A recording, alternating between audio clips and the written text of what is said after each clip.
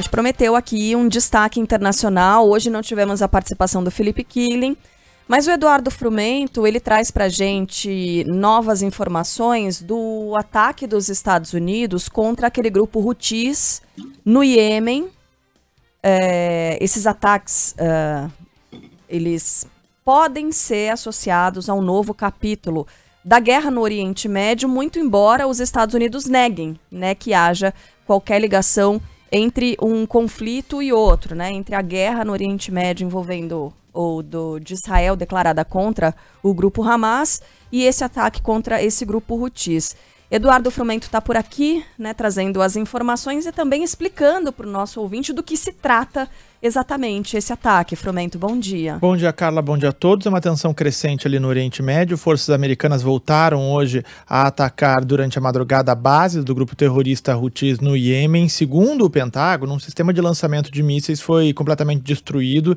Esse sistema estava justamente voltado ali para o Mar Vermelho. O equipamento seria utilizado para atacar navios comerciais que passam pela região. A rota é super importante para o comércio global. Cerca de 10% do mercado global, principalmente produtos da China e da Índia que vão para a Europa, passam ali pela região, e esse grupo Houthis tem atacado as embarcações em apoio ao Hamas, mas hoje, num comunicado, disse que navios chineses e russos têm autorização para passar pelo local, mas prometeram continuar atacando as embarcações consideradas inimigas.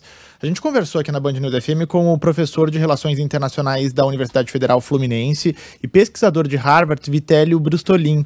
Ele fala que a tensão com o grupo rebelde ali no Iêmen afeta o comércio global, já está encarecendo os produtos, e isso pode prejudicar não só aquela região, obviamente, como o mercado global, até mesmo aqui no Brasil.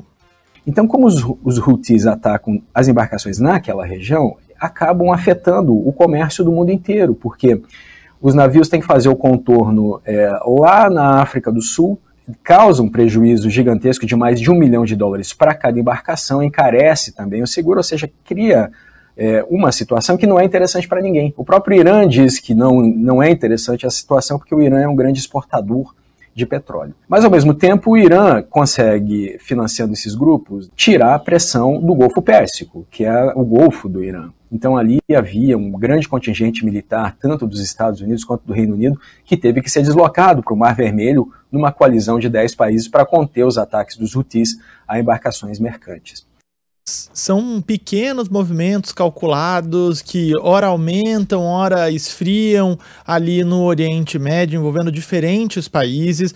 O professor citou aí o Irã como um ator importante justamente deste conflito. É uma nação com um contingente importante militar ali. O professor explicava que eles têm, entre reservistas e militares na ativa, quase 1 milhão de homens prontos para o conflito, o que é bem superior a que Israel, que é também uma outra potência militar, tem ali naquela região.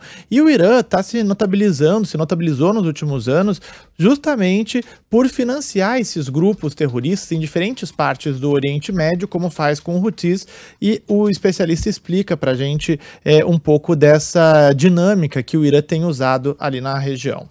O Irã tem uma política externa de apoio a grupos terroristas. O Hamas, o Hezbollah, os Houthis do Iêmen, a Jihad Islâmica na Palestina são abertamente financiados pelo Irã. Essa política externa do Irã, ela começou na década de 80, e aí começou uma política de fomento a grupos terroristas, especialmente grupos, milícias, que se opõem, primeiro, a Israel e, segundo, a grupos sunitas.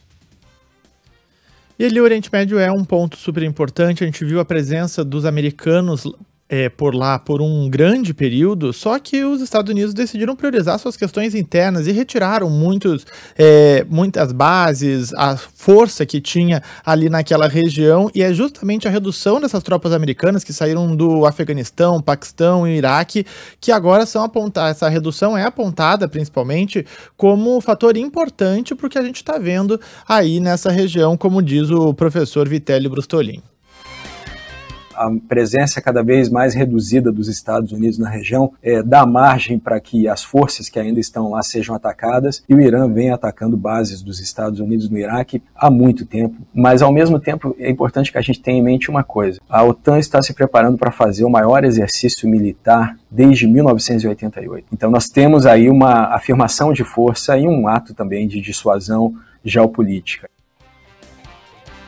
E por fim ele lembra que esses conflitos nos remetem lá à Guerra Fria, mas ainda a gente não pode falar de uma Guerra Fria 2.0.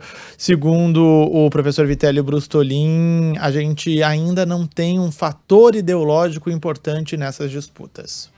O que nós vemos nesse momento são confrontos indiretos. Então o Irã usando grupos terroristas para atacar os seus inimigos, né? Os Houthis, por exemplo, o lema deles é a destruição de Israel e também dos Estados Unidos.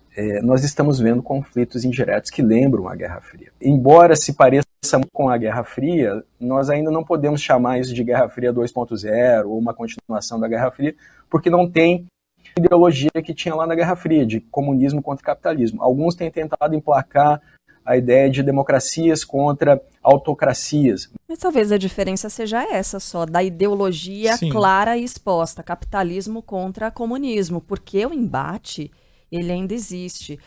Eu ouvi uma entrevista do professor também falando que o Irã é o país que mais tem sanções. É o segundo país mais sancionado do mundo e que isso pode estar explicando justamente essa participação mais ferrenha do Irã nesses ataques que têm acontecido no Oriente Médio. E hoje só atrás da Rússia, Rússia. depois de a Rússia ter invadido a Ucrânia. Sim. Né? Então, o que a gente está falando aqui e o que os especialistas dizem é que a gente está abordando essa questão geopolítica maior. A gente está falando do embate de Estados Unidos, e quando você lê ali o cenário do Oriente Médio hoje, você olha para Israel e você vê Estados Unidos, na verdade, porque Estados Unidos sempre jogando muito dinheiro, né, para que Israel consiga se armar, ajudou a montar o esquema de defesa do Domo de Ferro. É o maior financiador do Estado de Israel, né, os americanos. Isso, e enquanto a gente olha para Irã, enxerga a Rússia, enxerga a China, né? Então é um embate geopolítico,